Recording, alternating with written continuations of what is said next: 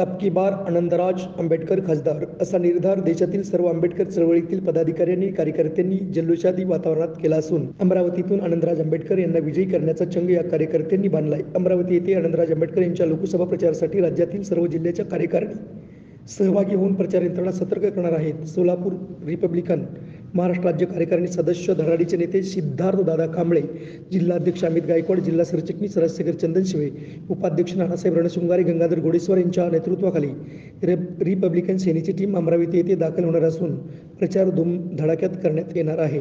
देशात आणि राज्यात सध्या 2024 या वर्षी 18व्या लोकसभा निवडणुका सुरू झाल्या आहेत। या निवडणुका देशभरात 1 जून 2024 पासून होत आहेत। रिपब्लिकन सेना राजकीय पक्ष निवडणुकीत सर्व ताकदीनिशी उतरला असून ही निवडणूक आपल्या बाबतीत आणि आंबेडकरी चळवळीसह सर्व नागरिकांना आणि आंबेडकरवादीच्या दृष्टीने अतिशय ऐतिहासिक महत्त्वपूर्ण आहे। कारण भारतीय संविधानाचे शिल्पकार डॉक्टर बाबासाहेब आंबेडकर यांचे नातू, पीपल्स एज्युकेशन सोसायटीचे चेअरमन आणि बौद्धजन पंचायत समिती सभापती, इंदू मिल दादर येथील डॉक्टर बाबासाहेब आंबेडकर यांच्या आंतरराष्ट्रीय स्मारकाचे प्रणेते, रिपब्लिकन सेनेचे अध्यक्ष सरसेनानी आनंदराज आंबेडकर अमरावती लोकसभा मतदारसंघातून सर्व ताकदीनिशी निवडणूक लढवत आहेत। 2 एप्रिल रोजी ते आपला उमेदवारी अर्ज भरणार आहेत। त्यासाठी तमाम पदाधिकाऱ्यांनी हजर राहण्याची गरज आहे।